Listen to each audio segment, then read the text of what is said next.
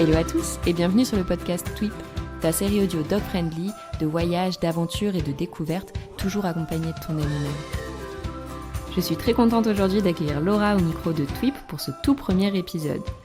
Laura, plus connue sous le nom de Mister Coda sur Instagram, nous partage aujourd'hui son aventure en Corse avec Coda. Au cours de cet épisode, elle nous donne plein de conseils et de bons spots sur cette destination phare de l'été très dog-friendly. On parle également de comment elle a adopté ses deux chiens, Coda et Nita, et aussi des bons gestes à adopter en cas de forte chaleur ou encore de perte de son animal. J'espère vraiment que ce premier épisode vous plaira et je vous souhaite une excellente écoute. Bonjour Laura, merci beaucoup d'avoir accepté mon invitation pour passer sur le podcast Tweep. Je suis ravie de t'avoir avec nous. Enchantée, ravie aussi. Super. Alors même si j'imagine que beaucoup de personnes qui nous écoutent te connaissent déjà, j'aime bien commencer les épisodes en laissant la personne interviewée se présenter de la manière dont elle souhaite. Donc dis-nous-en un peu plus sur toi. Alors moi c'est Laura, j'ai 21 ans, je suis actuellement étudiante pour devenir ostéopathe animalière et je suis aussi propriétaire de 3 loulous.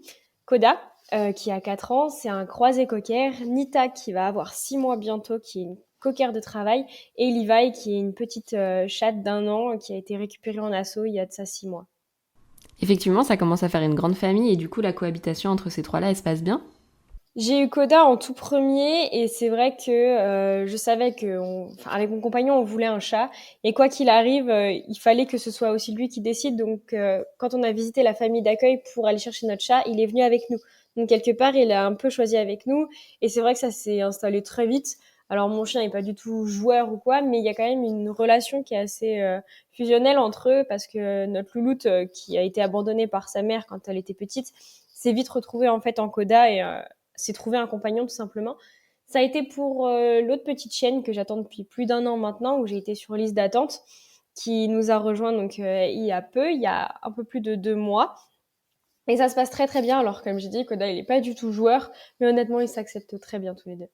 D'accord, et du coup tu nous disais que tu étais sur liste d'attente pour adopter Nita, c'est parce que c'était le seul élevage qui proposait cette race ou il y avait une autre raison ? Alors Nita, c'est une cocker de travail et c'est une race qui est pas très répandue en France. Et pour le peu d'élevage qu'il y a en France, des contacts que j'ai pu avoir, j'ai pas du tout été satisfaite. J'ai trouvé que ça correspondait pas du tout à ce que moi je voulais et à ce que je recherchais. Du coup, j'ai été la chercher dans un élevage en Belgique et l'éleveuse m'avait clairement précisé qu'il y avait bien 1 an d'attente. Et c'est à peu près ça. J'ai signé le bon de réservation en mars 2021. Et on a été la chercher en mars 2022. Donc clairement, c'est à peu près ça. Ok, d'accord, je savais pas du tout comment ça se passait quand t'adoptais un animal en élevage ou quelque chose comme ça. Et du coup, qu'est-ce que tu regardes en particulier pour choisir l'élevage ? C'est le feeling que tu vas avoir avec eux ou il y a quelque chose d'autre ? Alors, comment j'ai choisi l'élevage de Nita, sachant que Koda, du coup, vient de chez des particuliers. Je l'avais vu uniquement sur photos et vidéos. Je ne conseille absolument pas de faire ça. Hein. C'est vraiment pas bien. Il faut se déplacer, aller voir les structures et tout. Mais oui, j'ai eu un premier contact avec l'éleveuse de Nita par téléphone, qui a duré environ 2 heures, où l'éleveuse me questionnait absolument dans tous les sens pour savoir quel était mon projet, mes envies et tout ça. Qui me faisait entre guillemets un peu peur avec la race pour me dire vous vous rendez compte qu'il faudra ça, ça, ça, que c'est des chiens qui ont besoin, qui énormément. Et du coup voilà d'exposer mon projet avec cette chienne. Et suite à ça donc il y a eu le bon de réservation. Puis quand les chiots sont nés, j'y suis allée une première fois parce que il faut voir les infrastructures, choisir le chiot et tout ça. Et c'est vrai que ce qui m'a fait pencher pour cet élevage, donc outre l'interrogatoire un peu policier de l'éleveuse, parce que c'est ce qui montrait réellement son sérieux, hein, ça a été aussi et surtout le fait que les chiens étaient testés au niveau de la santé, qu'il y avait un pédigré, qu'il y avait vraiment tout ça, que tout était fait dans les règles en fait, tout simplement parce qu'il y a toute une sorte de législation quand on fait importer un chiot. Et vraiment l'éleveuse était très carrée avec ça, elle nous a tout de suite expliqué que les chiots on peut pas leur faire passer la frontière avant 3 mois et 21 jours minimum à cause du vaccin de la rage. Puis maintenant il faut aussi une dent d'adulte à chaque passage de frontière. C'est une toute nouvelle législation qui est tombée en novembre 2021. Donc voilà, elle a été très très pro par rapport à ça. Bon après Nita, c'est pas vraiment la Nita qui avait été choisie au début. Il y a eu un petit couac, un échange de puces, mais on va dire que c'est le destin et honnêtement c'est la petite perle qui manquait à notre vie. Et donc je suis super heureuse. J'ai une chienne qui est très bien dans ses pattes, qui a été au contact des adultes dès qu'elle a été en âge d'être vaccinée. Donc non, l'éleveuse a fait un super travail de social et pour moi, c'était juste primordial. Super, bah merci pour toutes ces précisions. C'est vrai que c'est quelque chose que je connais pas vraiment, comme je disais tout à l'heure, j'ai jamais adopté de cette manière, mais c'est toujours intéressant de savoir comment s'y prendre quand tu as envie d'une race en particulier. Et du coup, il y a une grosse différence de profil, de caractère entre la race de Koda et celle de Nita. Alors Koda, c'est un chien qui est croisé. Donc en plus, à la base, on le savait pas. Il m'a été vendu comme étant pure race. Et c'est en faisant un test ADN que j'ai découvert que ce n'était pas un pur cocker, mais qu'il était croisé avec du braque allemand. Mais Koda, lui, c'est le calme absolu, ce chien. Il rentre dans une pièce et on est tous apaisés. C'est dingue. Mais c'était vraiment une volonté d'avoir voilà un caractère beaucoup plus tranché au travail, beaucoup plus entre guillemets motivé. D'où le cocker de travail. Je suis tombée amoureuse des cockers, hein, clairement, malheureusement. C'est comme souvent quand on a un chien, on veut le même gabarit, voilà, un peu le même physique. Et c'est vrai que j'avais un peu de mal avec les cockers anglais qu'on voit de nos jours parce qu'ils ont pas mal de soucis de santé. Faut pas, voilà. C'est une race qui malheureusement redevient à la mode et donc avec des soucis de santé qui reviennent avec, notamment voilà, dermatite atopique, les soucis de reins, les soucis de conjonctivite, etc. Et du coup, je voulais un cocker, mais un peu plus rustique, un peu plus solide au niveau santé, toujours partant pour faire plein d'activités, voilà, pour tester plein de choses. Et du coup, c'est tout naturellement que je me suis tournée vers le cocker de travail. D'accord, donc tu as vraiment choisi une race de chien qui correspond à ton mode de vie et à tes envies. Alors, j'aurais pas 12 cockers de travail, ça c'est sûr, parce que ça prend beaucoup d'énergie. Mais c'est vraiment un des amours et je regrette absolument pas mon choix. Ok, super. Et du coup, toi, qu'est-ce qui t'a donné envie de tourner au final une grande partie de ta vie autour des chiens? Puisque aujourd'hui, tu as un compte Instagram qui fonctionne bien toujours autour des chiens. Tu tournes ta carrière également vers des professions canines. Les chiens, c'est une grande histoire d'amour depuis toujours et depuis toujours, mes parents ont refusé qu'on en ait parce que ils ont toujours dit qu'il y avait beaucoup de contraintes, que voilà, faut le faire garder quand on part en vacances, ça coûte cher, etc. Mais j'ai toujours voulu avoir un chien. On en a eu un pendant quelques mois. Malheureusement, on a dû déménager et un terrain non clôturable, donc il est resté chez quelqu'un de notre famille, mais puis avec nous et c'est vrai que ça a été assez un déchirement. Et c'est quand j'ai été sélectionnée dans mon école à plus de 500 kilomètres de chez mes parents que mes parents ils m'ont dit bon ok tu vas pas partir toute seule et on est ok pour que tu prennes un chien. Donc on s'est mis en quête d'un chien pas trop gros au niveau du gabarit parce que bah voilà j'étais amenée à prendre très souvent le train dans un tout petit appartement. Donc c'est vrai qu'avec un Terre-Neuve ou un Léonberg dans un 30 mètres carrés ça mange vite de la place. Donc il fallait voilà un chien assez sportif parce que bah, j'adore sortir, aller en balade, en rando, mais aussi avec une taille assez, on va dire, raisonnable. Et donc j'hésitais entre le Cavalier King Charles et le Cocker. Et puis mon petit budget d'étudiante m'a rappelé que le Cavalier King Charles avait quand même pas mal de soucis de santé malheureusement de nos jours et que le Cocker était plus rustique. Donc je me suis tournée vers le Cocker et on a été voir plusieurs chiots, mais il y a jamais vraiment eu le coup de cœur. Et un jour, il y a eu une annonce sur Facebook d'une dame qui avait fait faire une portée à sa chienne. Et il restait un seul chiot. Personne n'en voulait. C'était le plus gros, le plus pâteau et le plus calme de la portée. Personne n'en voulait. J'ai regardé les photos et les vidéos et j'ai dit ça sera mon chien. Et nous voilà après 3 semaines plus tard à aller le chercher à 2 heures de chez mes parents. C'est la première fois que je l'ai vu. Et c'est pour ça que je dis bien il faut aller voir avant parce que là c'était vraiment un coup de chance que ça se passe très bien, mais faut vraiment pas faire ça. Et du coup, c'est comme ça que mon petit Koda est rentré dans ma vie. Puis après, j'ai déménagé à Annecy avec lui pour mes études. Et bah, je suis entourée constamment de chiens et j'aime mon chien plus que tout. C'est vrai, on a un lien qui est très très fusionnel, très très fort. Et c'est vrai que j'ai toujours dit que j'aurais 2 chiens. Et puis il y a eu la mésaventure de Koda. Et puis il y a eu plein de choses qui ont fait que bah voilà, ça a reporté le projet. Et du coup, en mars 2021, j'ai commencé à chercher un élevage pour ma petite coquère de travail.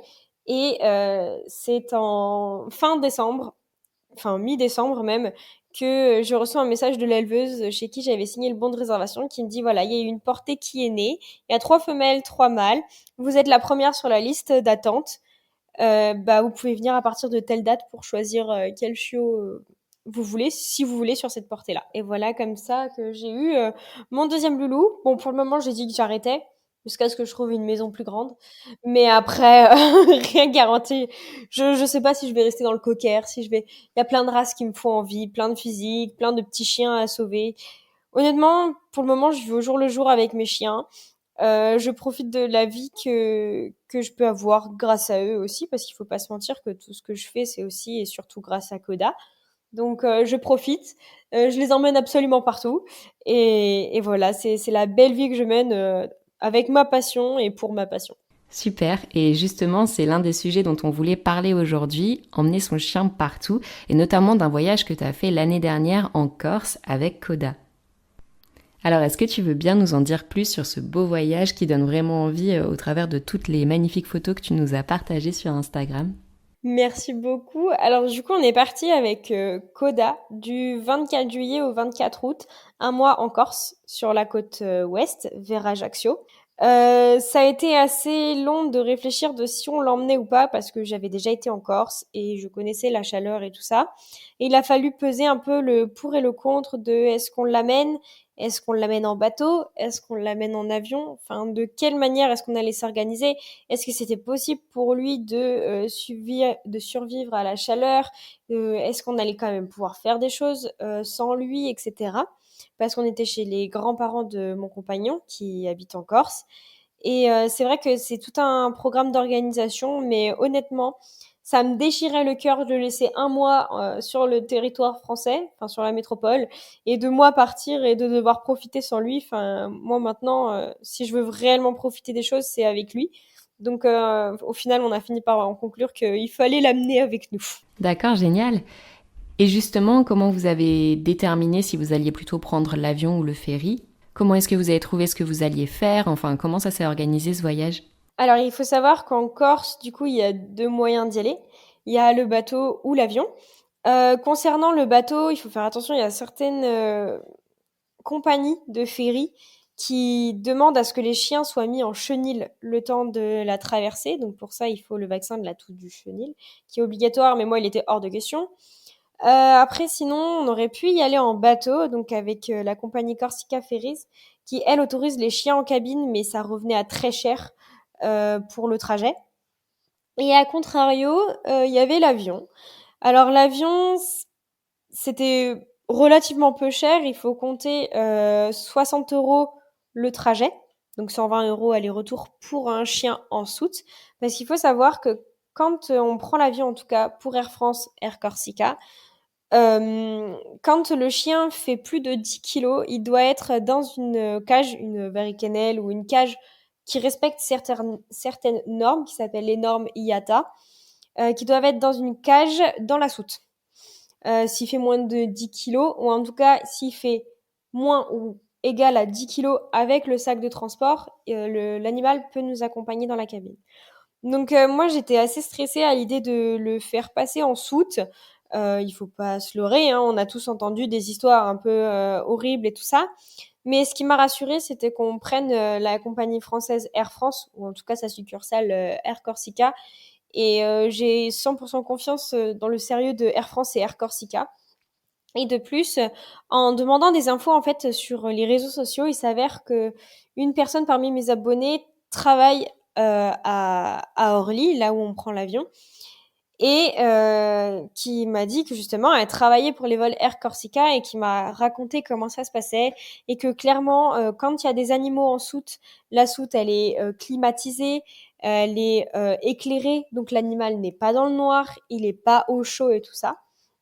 Donc c'est vrai que ça m'a un petit peu rassurée et je me suis dit bah il vaut quand même mieux qu'il passe 4 heures de sa journée, certes en stress, mais qu'après on se retrouve, plutôt que de le laisser éloigner un mois, parce que je sais que c'est un chien à qui ça aurait pas forcément plu d'aller en pension pendant un mois. Enfin, lui, ce qu'il veut, c'est clairement, c'est me suivre. Donc, c'est ce que je me suis dit. Alors après, évidemment, je l'ai assez préparé au voyage parce que je fais de la lithothérapie. Donc, c'est magnétisme par les pierres. J'avais fait une petite cure aussi d'huile de chanvre qui aide à la détente et tout ça. Je lui avais mis un t-shirt avec mon odeur dans la caisse, enfin, etc. Histoire de bien lui faire comprendre que quoi qu'il arrive, je revenais. Donc ça, c'est ce qui m'a aussi convaincue. Et puis quand Quand on arrive en fait à l'aéroport, donc déjà, le chien, on va là où on a les bagages. D'abord, on dépose les bagages, puis on va au bagage hors format, où justement, on va mettre notre chien dans la cage, le descendre avec le personnel, parce qu'on l'abandonne pas comme ça. On le met dans la cage et après, il faudra juste le mettre sur le chariot. À savoir qu'il reste sur ce chariot et dans cette pièce qui est réfrigérée jusqu'à ce que l'avion arrive. Moi, ma grande peur, c'était qu'il reste sur le tarmac. Je me suis dit que, surtout que notre avion, en fait, avait 50 minutes de retard. Et je me suis dit, il faisait très, très chaud. Et là, dans ma tête, c'était si mon chien, il était resté sur le tarmac alors qu'il faisait super chaud. Et en fait, non, pas du tout. C'est ce que cette personne m'a dit, c'est que non, non, il reste bien dans la pièce. Tant que l'avion n'est pas arrivé, tant que les bagages ne sont pas prêts à être chargés, il ne bouge pas. Donc voilà, et une fois que l'avion et que mon stress de savoir que l'avion était arrivé sont passés, euh, donc nous on a embarqué et en même temps j'ai reçu un message de cette personne disant ça y est, Coda a été embarqué. En fait cette personne ne travaillait pas ce jour-là, mais ses collègues la tenaient au courant pour me tenir au courant. Alors tout le monde n'aura pas cette chance-là, mais moi au moins j'ai pu voir les différentes étapes et du coup je peux les raconter aujourd'hui. Et je pense que c'est ça qui est cool aussi. Et donc, on a fait le vol, on est arrivé. Et ce que j'ai énormément, mais vraiment énormément apprécié à l'arrivée en Corse, c'est que donc on a attendu les bagages. Ils ont d'abord déchargé Koda, parce que c'était le seul animal à l'aller. Ils ont d'abord déchargé Koda. Il était tout devant dans sa caisse, là où il y a la petite voiture des bagages, là. Il était tout devant, je le voyais. Et il s'est d'abord arrêté de déposer mon chien sur le tapis. Et en fait, c'était des baies vitrées. Et donc, il voyait qui est-ce qui pouvait potentiellement voir le chien. Et donc, il a mis la caisse du chien sur le tapis à roulettes. Je suis arrivée, j'ai récupéré. Il m'a demandé si c'était mon chien. Et du coup, je lui ai dit oui. Et là, j'ai pu et j'ai récupéré mon chien, qui n'était pas plus en stress que ça. On n'avait pas eu de turbulence. Turbulence? Ouais, c'est ça. Pas de souci. On n'avait pas eu de turbulence et tout ça, donc sa cage était vraiment en ordre et ça, c'était cool. J'ai pu voir qu'il était pas stressé. Il n'y avait pas de pipi de peur ou quoi que ce soit. Il avait rien détruit, il avait même pas touché à ce que j'avais pu lui mettre. Il était juste trop content de me voir et tout. Et il avait même pas soif en descendant. C'est ça aussi qui m'a fait dire que bah il était pas au chaud en fait dans l'avion. Il était vraiment bien parce qu'il était pas mort de soif en fait quand il est sorti. On lui a proposé de l'eau, il en a presque pas voulu. Et donc, c'est comme ça que mon expérience d'avion s'est passée. Après, au retour, ça a été un peu différent parce que donc l'avion s'est très bien passé aussi, le chargement en Corse, nickel. Mais ça a été beaucoup plus long pour la restitution des animaux et des bagages. On a attendu plus d'une heure. Et donc, c'est vrai que là, ça m'a un petit peu... j'ai un peu serré les dents. Mais bon, après, ça reste Orly, donc il y a beaucoup, beaucoup de trafic. Et mais au moins, là où j'étais contente, c'est qu'il y avait d'autres propriétaires d'animaux qui attendaient avec moi. Donc je me dis, si mon chien était perdu, au moins il n'était pas tout seul. Mais non, plus sérieusement, j'étais moins stressée au retour parce que j'avais su comment ça se passait. Oui, c'est sûr. Et puis au final, tu as eu beaucoup de chance qu'on puisse te tenir au courant de l'évolution des choses et de son voyage, puisque normalement, tu le déposes au niveau des bagages et tu sais juste que tu le retrouveras à l'arrivée et ça s'arrête là. Pour le coup, nous, quand on emmène Floki en avion, il arrivait souvent avant nous et personne pour vérifier que c'était bien toi le propriétaire quand tu récupérais ton chien. Après, bon, j'imagine qu'il n'y a pas grand monde qui a envie de prendre ton chien alors qu'ils ont déjà plein de bagages, etc. Enfin bon, nous, on nous a jamais demandé si c'était bien notre chien, on n'a jamais vérifié l'identité du propriétaire, mais c'est super que toi, t'aies vécu les choses de cette manière-là. Et effectivement, c'est super important de bien se renseigner sur la compagnie aérienne qu'on choisit avant de réserver ses billets et son voyage. Alors je voudrais juste faire un petit retour en arrière sur ce que tu m'as dit tout à l'heure, donc au sujet de prendre le bateau pour aller en Corse avec son chien. Donc une des compagnies demandait le vaccin contre la toux du chenil, et si j'ai bien compris, ça pour toi c'est hors de question ? Alors, on n'a pas pris le ferry qui demandait à mettre en chenil, pas par rapport au vaccin, hein, c'est juste une obligation qu'il demande. Mais non, non, moi, c'était juste le fait de mettre mon chien en chenil et en caisse avec des centaines de chiens, enfin, peut-être pas des centaines, mais avec beaucoup, beaucoup de chiens. Non, c'était... Et puis surtout qu'en fait, il faut savoir que la traversée dure plus longtemps qu'un vol d'avion. Donc, même si pendant l'avion, on dépose notre chien une heure et demie avant de prendre l'avion, que le trajet dure, on va dire 1 heure et demie, ça fait 3 heures et le temps de récupérer tout le monde, on va dire 3 heures et demie, et ben le bateau, lui, il dure 7 heures. voire même plus si c'est un bateau de nuit. Donc, quitte à le faire stresser, autant le faire stresser un coup, mais que ça dure moins longtemps et que du coup, on se retrouve plus vite. Autant pour lui que pour moi, hein, clairement. Mais c'est pour ça qu'on a préféré l'avion. Effectivement, du coup, il faut bien peser le pour et le contre pour choisir comment se déplacer déjà. Et surtout, s'adapter à son animal. Comme tu disais, pour toi, Koda, rester un mois sans toi, c'était impossible. Peut-être que d'autres chiens préféreraient être gardés un mois pour éviter l'avion. Enfin, chaque animal est différent, comme chaque personne d'ailleurs. Et donc, ce qui compte, c'est vraiment de s'écouter et d'écouter son animal pour faire ce qui est le plus adapté, en fait, tout simplement. Il faut savoir aussi que quand on prend l'avion, donc du coup, j'ai parlé de la cage aux normes. Il y a des dimensions, il y a une sorte de cage, une sorte de fermeture qui est obligatoire. Du coup, il faut bien faire attention à, quand on choisit une caisse, à que ce soit aux normes IATA. Mais il faut aussi savoir que tous les animaux brachycéphales, donc les bulldogs, les persans, etc., n'ont pas le droit d'aller en soute. Et si maintenant on rentre plus dans le cœur du sujet, donc ton voyage, comment il s'est passé, qu'est-ce que tu as aimé faire, quels sont tes meilleurs souvenirs, raconte-nous tout ça.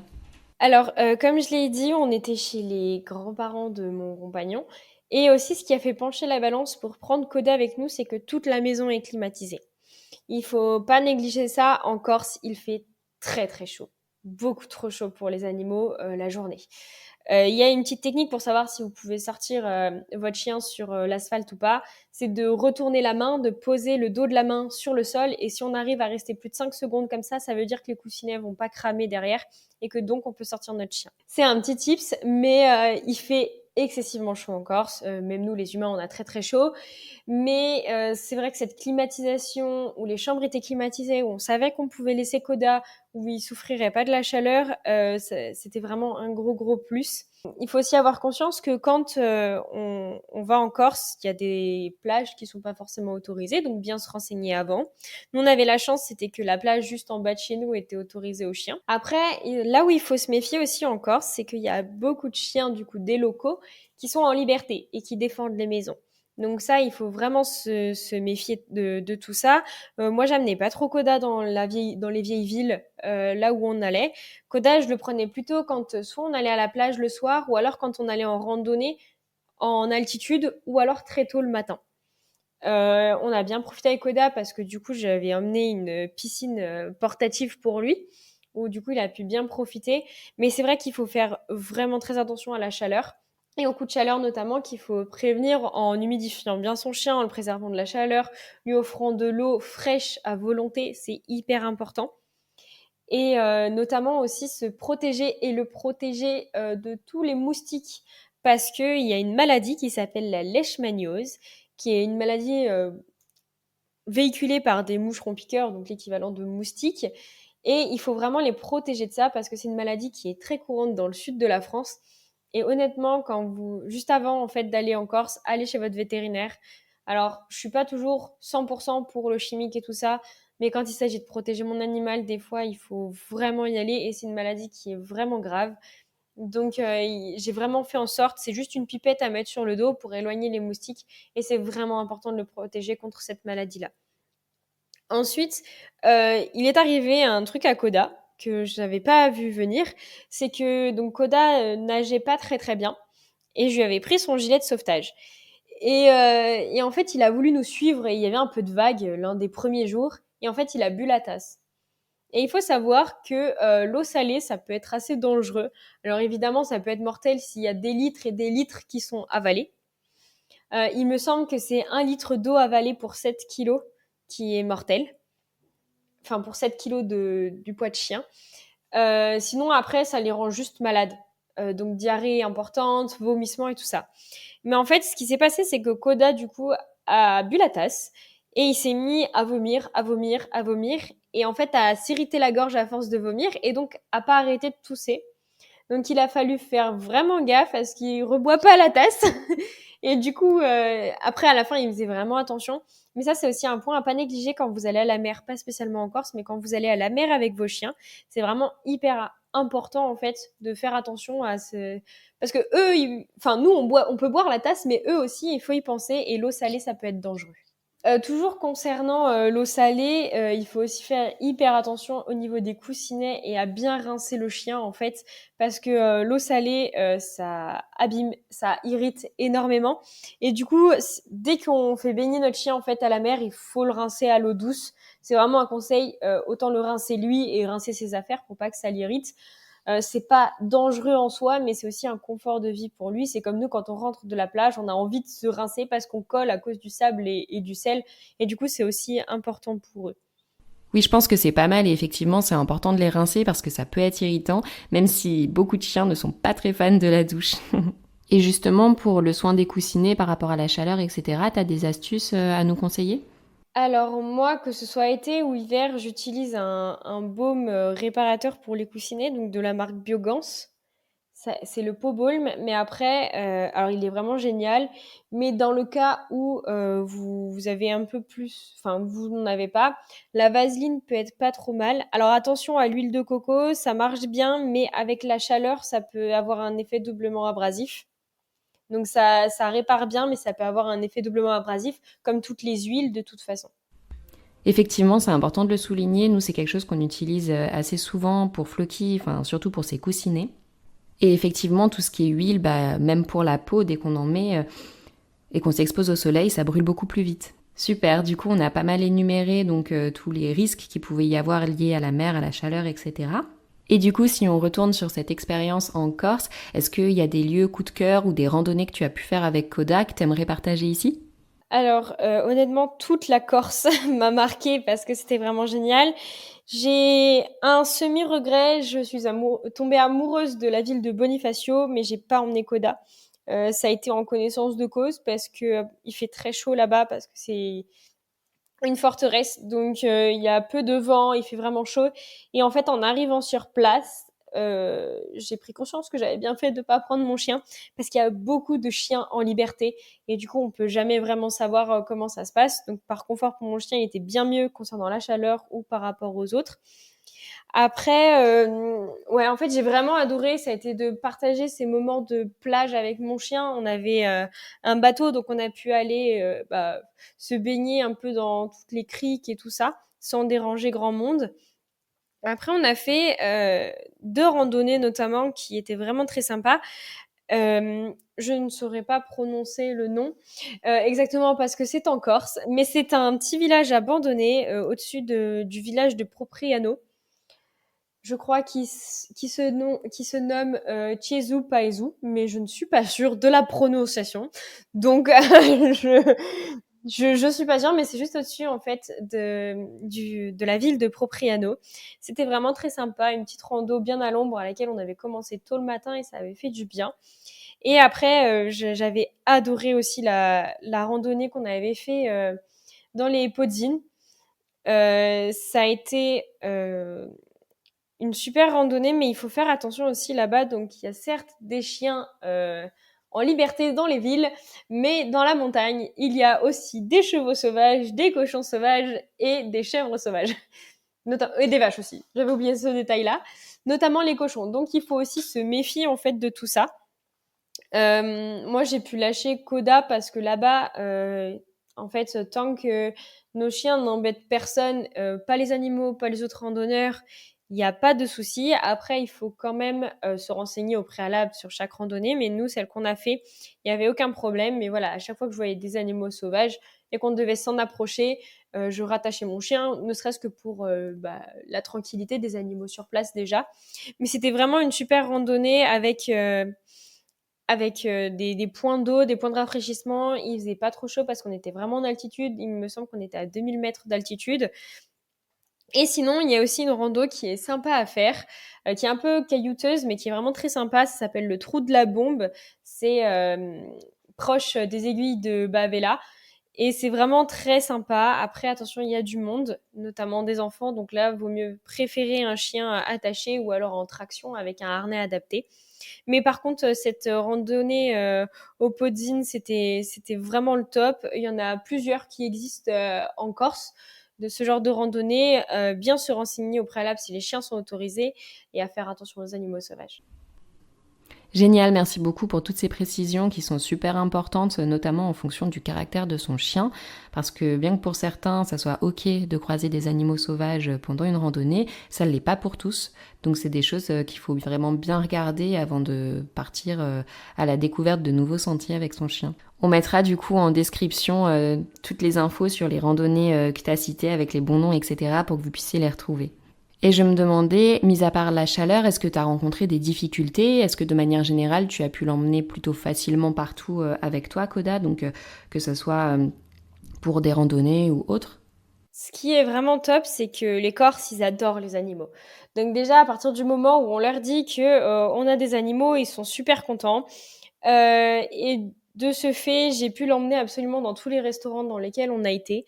Et ça, c'est vraiment cool. À chaque fois, on avait le droit à une gamelle d'eau et il disait bonjour aux chiens et tout. Et ça, c'était vraiment super agréable. Donc, de manière générale, la Corse, c'est pet friendly et ça, c'est super cool. Mais de toute façon, à partir du moment où on dit qu'on vient du domaine des animaux, du soin des animaux, on est vraiment très aimé parce que là-bas, ils vénèrent les animaux. Génial, donc on est vraiment sur un lieu dog-friendly, pas j'accepte les chiens mais faut pas qu'ils prennent trop de place. C'est vrai que c'est beaucoup plus agréable quand on est accueilli de cette façon avec son animal. Autre point qui est super à faire avec son chien, que j'ai oublié, c'est les îles Sanguinaires, juste à côté d'Ajaccio.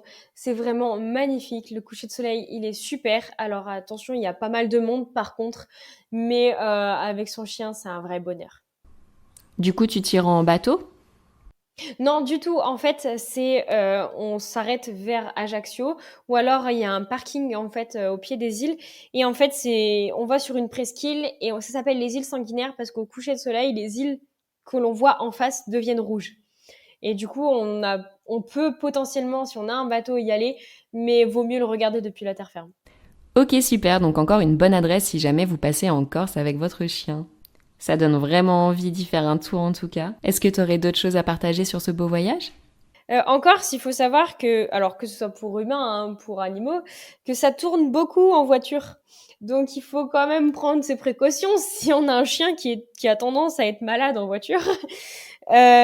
Pour ça, il y a pas mal de choses qui peuvent aider, notamment bah, tout ce qui va être huile de chanvre, qui peut aider au mal de la voiture, mais il faut vraiment prendre ces précautions-là parce que ça tourne beaucoup, autant pour les humains que pour les chiens. Mais moi, j'ai de la chance qu'Oda n'est pas malade. Mais par exemple, je vois là, la petite que j'ai a tendance à être vraiment malade en voiture. Donc, c'est un peu compliqué. On est en train voilà, de mettre des choses en place pour l'aider, pour qu'elle accepte au mieux. Mais c'est pas tout de suite qu'on va l'emmener en Corse, ça c'est sûr. Ouais, c'est sûr, comme toutes les routes de montagne, ça a tendance à tourner. En tout cas, j'espère que tu trouveras une solution avec Nita pour que tu puisses continuer de l'emmener partout. Il n'y a aucun souci, je me fais aucun souci. Super, bah merci beaucoup à toi de nous avoir fait voyager en Corse. J'espère qu'on pourra tous bientôt visiter cet endroit qui a l'air incroyable. Et en plus, accessible aux chiens, donc on peut pas rêver mieux. Je voulais revenir rapidement sur un petit épisode. Donc il y a quelques temps déjà, tu as perdu Koda. L'idée c'est pas du tout de reparler de cette histoire, de la raconter de nouveau, car je pense que beaucoup de personnes la connaissent déjà. Mais simplement d'avoir un petit retour d'expérience de ta part, vu que beaucoup de personnes là prévoient de partir cet été en vacances avec leur chien, à savoir que faire quand je perds mon chien, quelles sont les bonnes pratiques, si je puis dire, pour mettre toutes les chances de son côté pour le retrouver. Et aussi vivre cette situation assez stressante du mieux qu'on puisse. Donc quel conseil toi tu aurais à donner, vu que c'est quelque chose que tu as vécu avec Koda, et tu as réussi à le retrouver en mettant plein de choses en place. Et je pense que ça pourrait être intéressant pour tout le monde de savoir quoi faire si jamais ça leur arrive. Alors, il faut savoir que Koda, donc je l'ai pas perdu pendant que j'étais en vacances, mais c'est vrai que ça peut concerner absolument tout le monde. Déjà, mon premier conseil, c'est pas une fois que vous l'avez perdu, mais c'est avant, c'est dès maintenant, c'est maintenant que vous entendez ce podcast qu'il faut le faire. C'est tout de suite mettre à jour vos informations sur le site de l'ICAD. Avec votre numéro de téléphone, votre adresse la plus récente, etc. Vraiment rentrer toutes les informations parce que si un jour votre chien vient à se perdre ou on ne sait pas, à disparaître tout simplement. Il vous suffit de joindre l'ICAD pour dire que votre chien, soit il est porté disparu, soit volé ou quoi que ce soit, et que eux puissent en fait, une fois que si un jour la puce est scannée, que ce soit marqué en fait l'information perdu ou volé, du coup que le vétérinaire lui sache qui contacter exactement et avoir les bonnes coordonnées. Après, pensez aussi toujours, mais ça c'est de manière générale, pas uniquement en vacances, mais à mettre des médailles avec vos coordonnées sur le collier de vos loulous ou le harnais. Chose que j'ai appris à faire il y a pas très longtemps, mais c'est vrai que on n'est pas toujours à l'abri de rencontrer des Français. Donc si vous avez un numéro de portable français, pensez à bien mettre le plus 33 à la place du 0 de votre numéro de téléphone, parce que si vous êtes à l'étranger ou si même des étrangers tombent en fait sur votre numéro de téléphone, et des fois il faut justement ce petit préfixe de téléphone, c'est hyper important. Même moi avant je ne l'avais pas, et dès que maintenant je fais des médailles, je le fais systématiquement. C'est vraiment très très important. Après, si malheureusement votre chien vient à se perdre, laissez quelque chose à vous qui sent votre odeur là où vous l'avez vu pour la dernière fois, parce que votre chien va tout faire pour essayer de vous retrouver. N'hésitez pas à voir avec les commerçants autour, les habitants autour, à leur signaler. Vous pouvez aussi faire des affiches, mais attention, il y a des mentions légales à mettre sur ces affiches, notamment cette affiche sera retirée lorsque le chien sera retrouvé, et la mention ne pas jeter sur la voie publique, qui sont obligatoires. Voilà, il faut pas hésiter à prévenir les mairies, les organismes, la poste, les éboueurs éventuellement, ou les gardes forestiers si c'est pendant une randonnée. C'est vraiment très important. Si vous croisez un berger ou un agriculteur, n'hésitez pas à lui dire. Mais voilà, ça c'est vraiment mes conseils. Si jamais je ne vous le souhaite pas, si jamais ça arrive, au moins vous avez au moins déjà entendu ce qu'il faudra faire. Tout à fait, et du coup c'est beaucoup de choses à mettre en place donc en amont avant que ça puisse nous arriver, pour être sûr de mettre toutes les chances de notre côté pour le retrouver plus facilement. Merci beaucoup pour ces précieux conseils, Laura. Et du coup, quels sont vos prochains projets? Est-ce qu'il y a des choses que tu as envie de faire avec tes animaux, des prochains voyages? Alors, notre vie, c'est un peu au jour le jour en soi. Après, on bouge beaucoup. Là, on revient d'un petit voyage à Angers, où pour la première fois, Nita a pris le train. Alors, c'était un voyage un peu long, qui a duré à peu près 7h30 de train, avec seulement un changement. Donc, Nita a vraiment été au top, mais j'avais prévu le coup. J'avais prévu des choses à mastiquer, j'avais prévu des jeux à faire, etc., pour pouvoir l'occuper. Après, je dois avouer que voilà, je vis un peu au jour le jour. Malheureusement, cette année, on va pas aller en Corse. Mon compagnon n'a pas de vacances, à mon plus grand désespoir, mais c'est pas pour autant qu'on va s'empêcher de partir en vacances. J'avais pour projet de faire un petit road trip dans l'est de la France. Après, malheureusement, j'ai des soucis de voiture. Donc, je vais réfléchir à faire peut-être un trajet plus court, mais quand même profiter avec mes loulous, parce que j'ai 2 mois de vacances et ce sont mes dernières vacances avant de commencer à travailler.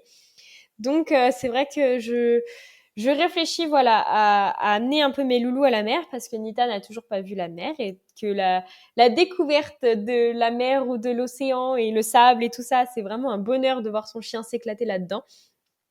Après, voilà, pourquoi pas aller faire un tour en Suisse ou même en Italie. Je sais pas encore, je vais y réfléchir, mais quoi qu'il arrive, quand on part avec son animal, c'est comme quand on part avec un humain, faut le compter dans le budget, faut le compter dans les activités. Est-ce qu'on a le droit de l'amener ou pas? Sinon, est-ce qu'on a le droit de le laisser là où on est? Comment est-ce qu'on fait pour la nourriture? Est-ce que on fait livrer sur place? Moi, c'est ce que j'avais fait pour la Corse. J'avais fait livrer ces croquettes directement sur place pour pas les prendre dans l'avion. Ou au contraire, est-ce qu'on les amène avec nous? Il y a tout un tas de questions en fait à se poser, et il ne faut pas partir les mains dans les poches, parce que c'est comme si on partait avec un enfant. Il faut lui amener des affaires, lui réserver une place dans la valise, et payer certaines choses pour lui pendant le voyage. Mais c'est aussi important, c'est d'amener ses papiers. Je ne l'ai pas dit avant, mais il faut vraiment amener tous ses papiers, carnet de santé et passeport si en plus on prend l'avion. Pourquoi? Parce qu'on n'est pas à l'abri qu'il y ait un souci. Un jour, j'ai été dans le sud de la France et Koda a attrapé un épillet. Et j'ai dû le faire opérer là-bas. Donc, c'est vraiment important de prévoir en fait toutes les affaires Normalement, c'est obligatoire. C'est comme nous, on est censé avoir une pièce d'identité sur nous quand on voyage ou quand on va quelque part. Et ben, c'est exactement la même chose pour notre chien. C'est hyper important d'avoir ses papiers et on n'est pas à l'abri d'un accident. Donc, il faut se protéger au maximum. Je te rejoins complètement là-dessus et c'est vrai que c'est quelque chose dont on aurait pu parler au moment où on parlait donc de prendre l'avion pour aller en Corse. Mais c'est vrai qu'il faut bien se renseigner de la compagnie avec laquelle vous partez, des papiers qui sont obligatoires ou encore des vaccins qui sont obligatoires. Donc pour voyager avec son chien, il faut également lui faire un passeport. Donc là, rien à voir avec un passeport d'humain. C'est quelque chose qui vaut entre 10 et 15 € et qui est valable à vie. Et on peut également ajouter donc tous les vaccins sur le passeport directement, pas besoin de le mettre et dans le carnet de santé et dans le passeport, donc ça regroupe tout, c'est plutôt pratique. Donc voilà, bien se renseigner sur les conditions d'admission donc des compagnies aériennes, mais également du pays que vous souhaitez visiter avec votre chien. Par exemple, toutes les compagnies aériennes ne mentionnent pas exactement toutes les races qui sont acceptées ou non à bord.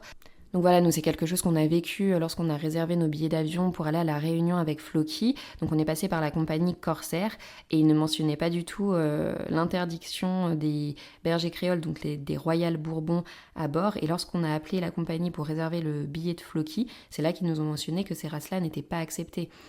Heureusement, Floki est déclaré comme étant un croisé husky et pas un Royal Bourbon, ce qui fait que c'est passé. Mais c'est vrai que sur le moment, c'est assez stressant et donc c'est pour ça que ça peut être intéressant d'appeler les compagnies en amont avant de réserver son billet. Et toutes les informations concernant les pays se retrouvent dans le guide TWIP.